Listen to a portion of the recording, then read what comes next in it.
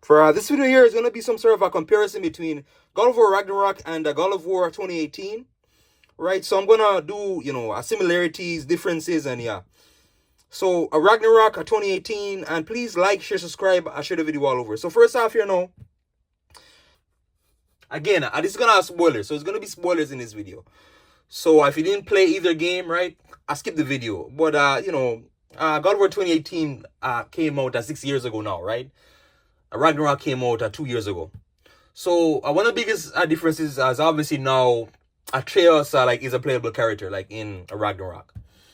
So his gameplay differs from his father, right? So again, he has the bow and arrow, so it's a lot of a projectile based gameplay, right? He does get up close and personal as well, but he moves a little bit quicker than Kratos, right? But because of his size, he doesn't hit as heavily as Kratos.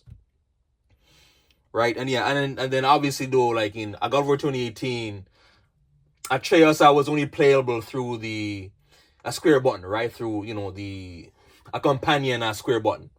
So yeah, that's one of the main differences. And as well, Atreus he plays a bigger part in this story, Ragnarok, right? So Ragnarok is more about the prophecy, trying to stop Odin, right? Atreus' ultimate purpose, right? And yeah. Plus as well, Ragnarok includes Freya as some sort of playable companion, right, character, and yeah, so yeah, Freya is like a playable companion like in Ragnarok, right, where Freya was just like one of the side characters like in God of War 2018, and yeah, and she plays like a bigger part now like in Ragnarok in that game. Another difference is obviously the Draupnir spear. So Ragnarok, you get like a third weapon, the Draupnir spear. I was kind of disappointed that I didn't get back, that I didn't get like a fourth weapon.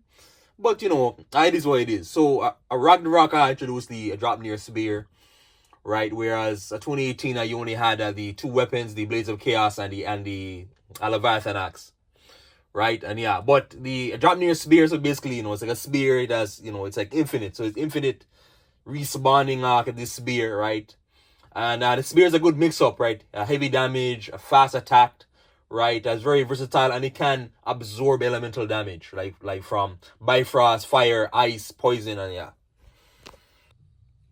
Plus, you also get, obviously the Blades of Chaos and the axe. They're back in Ragnarok, but it was very cool getting like that extra weapon, the extra spear weapon. And then Kratos said, when he got it, he's like, okay, this is because he was like a Spartan warrior.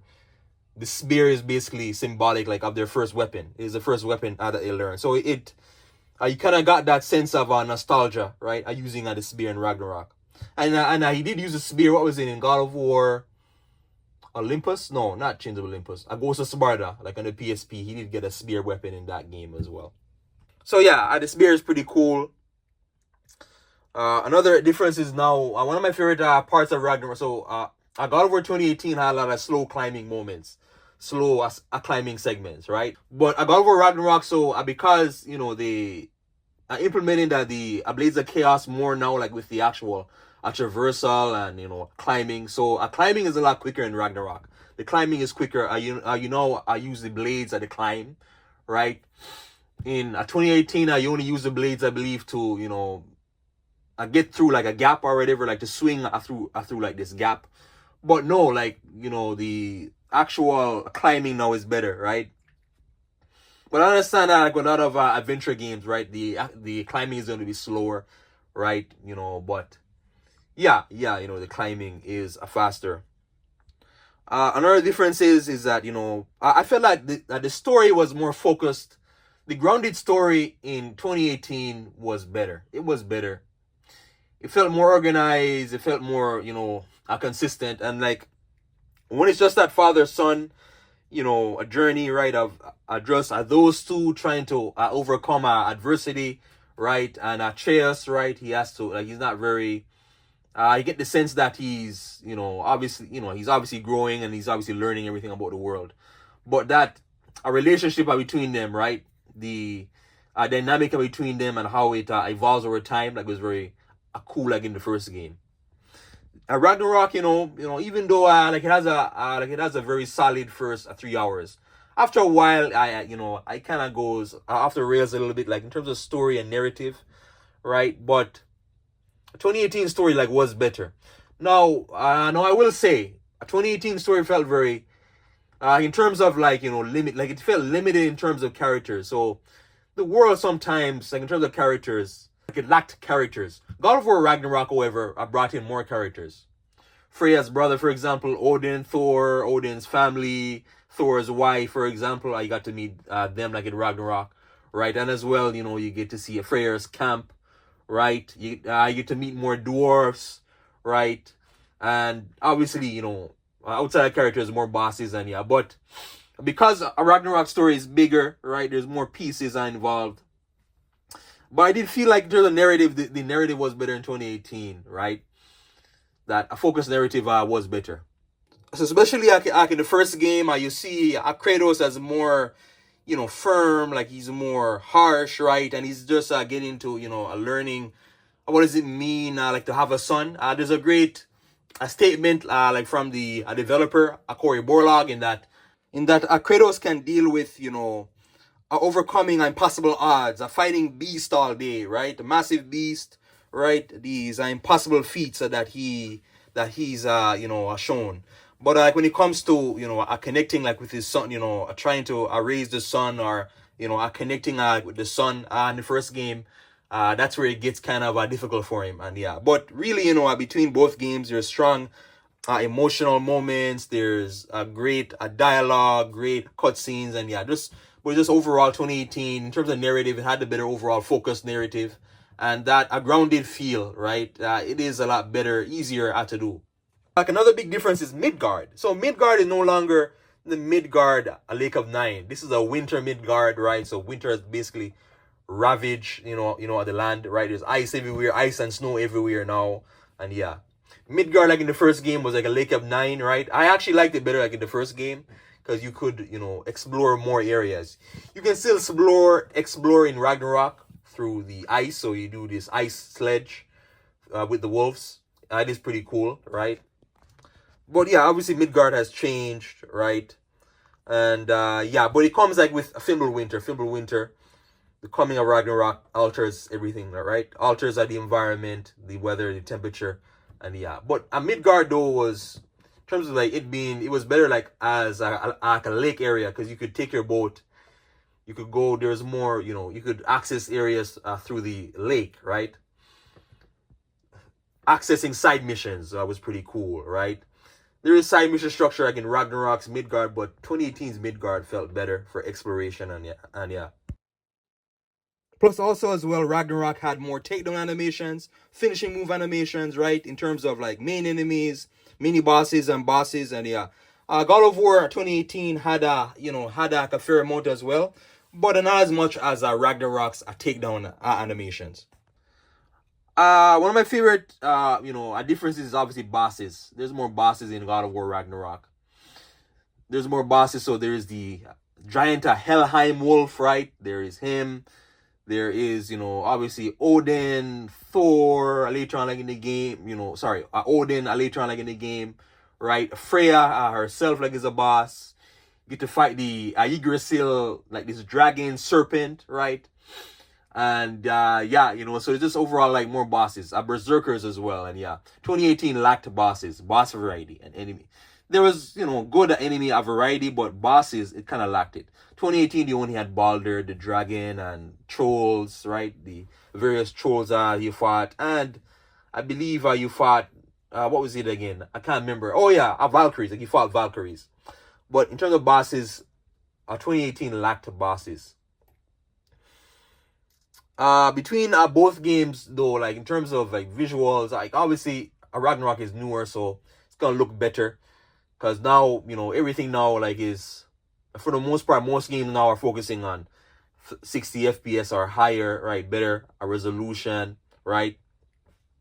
But 2018 that looked amazing, like for the time it came out, like God of War 2018, like it's just, I swear sometimes like a tongue twister. 2018 God of War in 2018, but a God of War, like the first reimagining like of God of War, it looked pretty solid in the environment, right? The characters, the structure like of the architecture like of the world, and introducing you like to the Norse mythology world. And yeah, you know, so it looked very solid in resolution, textures, and all that. Similarity is basically the upgrade system is pretty similar, very similar. You upgrade skills, you use, what was it, XP to upgrade skills, you use hack silver to upgrade armor sets, weapon sets, and yeah. So it is pretty, it is a very similar. You know, the armor set system, right? So you obviously get more armor sets in this one, Ragnarok. And, you know, but it's basically at the same kind of like semi-RPG system where every armor set has its own stat associated with it. So a stat bonus associated with it. It is actually pretty cool because it is sometimes kind of inconsistent because you'll get a very nice looking armor set. And the armor set actually gives you a worse stats, right? You know, compared to what you had on before. So, you know, plus you can upgrade, so it's basically the same system. The upgrade system is pretty much the same. Now, I like the rage. I do like how it did like with the rage ability, so the rage meter. So it was just 2018. It was just the basic rage. So the basic rage, right? In that, you know, like you enter the rage mode and you do these series of attacks. Now, you know, like with a Ragnarok Island, you know, I can use a rage ability, the rage meter, to give you back health. It gives you back health. You can also use it to do these super fast moves, right? And yeah. Similarities are between both games. So runic attacks are the special attacks that you do, these cool ass animations with the different weapons. The runic attacks, they are, you know, they're it's no iframes, right? So you will take damage from them. So I'm sorry. If an enemy hits you while you're doing these attacks, you will take damage. So between both games, right? There is that. With other things too as well, just the exploration like both games, it is similar. It's just that you go to different areas in Ragnarok. One of my main, I felt that 2018 like was limited in terms of like realms you could travel to. There is realms I could travel to via like end game content. So after, you know, the game is done, like Niflheim, for example, right? But, you know, like you had a locked realms in 2018. Now, same thing too, like with Ragnarok. So again, like I said earlier, Ragnarok is just introducing you to more of this world. So I get to see more realms. You get to see like those realms that you wanted to see, like in the first game. I get to see them now. Like in terms of like combos and, you know, fighting, the combat, it's pretty similar. It is very similar between both games. The biggest difference is obviously Atreus now like is a playable character, right? But like with that too as well, like playing like as Kratos, however, is pretty similar between both games. Now you can charge up the elemental ice like on the axe, or the fire like on the Blades of Chaos. You can charge it up to do more damage, right? The runic attacks in God of War 2018, some of them were transferred over. Now they're basic attacks, right? But I feel that, you know, in terms of upgrading skills, so the upgrading skills for combos were better in 2018, right?